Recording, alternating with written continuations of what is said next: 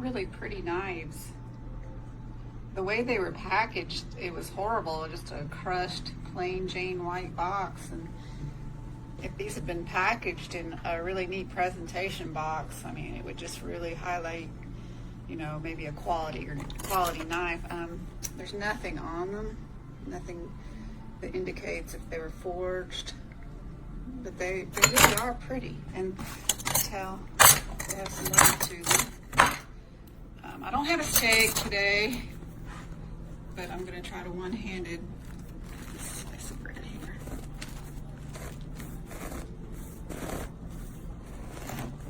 But you know, this is not a bread knife, but it's doing a really good job of it.